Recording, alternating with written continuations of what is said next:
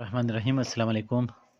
ډیر سټوډنټس امید لرم چې تاسو ټول به ټیک ټاک کیږي. بالکل نن لیکچر کې ان شاء الله مونږ ډیسکس کوو چې وای کمیونیکیشن از امپورټنٹ ان د ورک پلیس، یعنی په بزنس کې یا په ارګنایزیشن کې دننه کمیونیکیشن ولې دونه امپورټنٹ دی. نو څه پوینټس دي، بلا شی پوینټس دي، خو بهرحال هغې کې یو څو داسې ضروري ما روچت کړي دي. لکه نمبر 1 امپرووز پروډکټیویټي.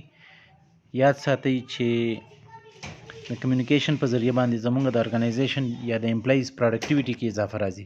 اوس پروډکټیویټي څه ته وایي؟ پرفارمنس ته ویل کېږي. نو کله چې یو لیډر ښه طریقې سره، خوش اخلاقۍ سره، بهترین طریقې سره خپل امپلایز سره شیرینګ آف نالج کوي، انفارمیشن شیر کوي، فیډبیک ورکوي، نو یاد ساتئ هغې سره به امپلایز خوشحاله وي او پروډکټیویټي د هغې پرفارمنس به زیاتېږي. سیکنډ، لوور د ابسنټیزم اینډ ټرن اوور. چې کله خبرې ډېرې کمې وي او ګډې وډې خبرې، غصې یا بې ادبي، معاف کنځل، بدرد وغیره، دا کله لیډرز یا منیجرز خپل امپلایز سره داسې رویه، سخت رویه نه اختیاروي، نو بیا خلک خوشحاله وي، خوشحالۍ سره وخت تېروي.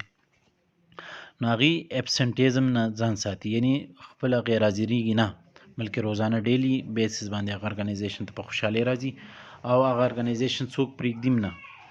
نمبر 3 امپلایز فیل مور سیکیور، او هغې خوشحاله هم وي امپلایز چې یاره دلته کې مونږ خوشحاله یو، به زمونږ جاب ته خطره نشته وغیره وغیره.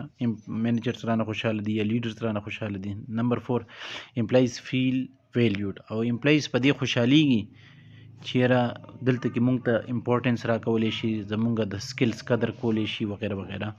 نو دا هم د کمیونیکیشن په ذریعه باندې وي چې ولې هغې سره د ایمیل په ذریعه، د لیټرز په ذریعه یا مخامخ چې کمیونیکیشن مونږ کوو، نو هغې خوشحاله وي، هغې مطمئن وي.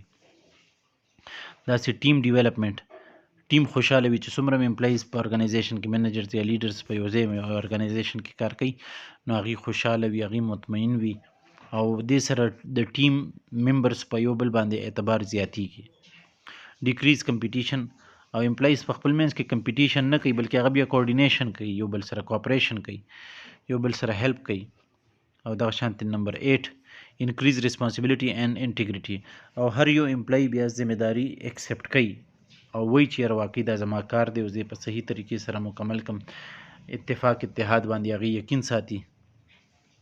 نمبر 9 انکریز کمپنی اونرشپ، او هغې وایي چې واقعي دا کمپنی زمونږ ریسپیکټ کوي، مونږ به د کمپنی خیال ساتو، کمپنی زمونږ خیال ساتي وغیره وغیره.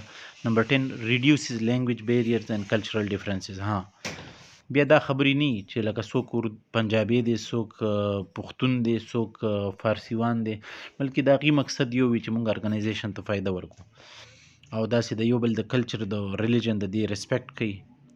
او ډیولپ ګډ انوایرنمنټ، لاست ون ډیولپ ګډ انوایرنمنټ، یعنی انوایرنمنټ څه کوي؟ انوایرنمنٹ یو ښه داسې ماحول جوړوي چې په هغې کې کار کول خلکو ته اسانه هم وي او خوشحالي هم ورته پکې محسوسیږي. نو یو خو دا امپورټنټ پوینټس وو چې هغه په ارګنایزیشن کې یا په بزنس کې مونږ وایو چې امپلایز یا مثال کمیونیکیشن ولې دونه ضروري ګڼلی کېږي. ښه جي دې نه علاوه یو څو نور پوینټس ما ته میلاو شوي، نو هغه زه تاسو سره دلته کې شیر کوم. دا دی چې امپورټنس آف کمیونیکیشن ان بزنس. نو ګورئ څه نور پوینټس دا دي چې هیلپس ان د انټرنیشنل اینډ نیشنل مارکیټ. اوس چې څونه مې ایډورټیزمنټ وغیره کېږي که نه په ټي وي، په ریډیو باندې، یا مثال په طور باندې چېرته کې په ویب سایټ باندې، نن سبا خو سوشل میډیا ده، په سوشل میډیا باندې خلک د خپل پروډکټ سروسز ایډورټیزمنټ کوي، او نو هغه چې څونه ته په انګلیش کې کول غواړې یا داسې لینګویج کې کول غواړې چې د کم مارکیټ دپاره یا د کم ملک دپاره ته ایډورټیزمنټ کوې، نو هغه خلک پرې پوه شي. نو کمیونیکیشن ځکه هم ضروري دی چې انټرنیشنل او نیشنل مارکیټ دواړو کې زمونږ نوم جوړ شي، زمونږ د پروډکټس یا د سروسز. هیلپس ان افیکټیو بزنس، او کاروبار مخکې بوتلو کې هم ډېر زیات هیلپ ورکوي کمیونیکیشن. ښه جي دا دریم پوینټ هم دقه دی، امیج بلډینګ، او چې څومره یو کمپنی ښه طریقې سره کمیونیکیشن کوي، ښکلې طریقې سره میسیجز ورکوي خپل کسټمرز ته وغیره یا امپلایز ته، نو د هغه کمپنی یا د هغه کاروبار د خلکو په نظر کې یو ښه امیج جوړیږي، یو ښه تصویر جوړیږي، اعتبار پې پیدا کېږي. چیک آن کمپیټیټرز، او کمیونیکیشن کې بله خبره دا هم ده چې ګوره کمپیټیټر څونه هم دي د یو کمپنی، آیا هغه کمپیټیټرز لکه زمونږ نه مخکې روان دي، مونږ سره یو شان روان دي، هغې څه چینجز راوړي، نو هغه هم د کمیونیکیشن په ذریعه مونږ معلومولی شو چې څه چینجز کمپیټیټرز راوړي، مونږ د هغې نه ښه چینجز راوستلو کوشش کوو.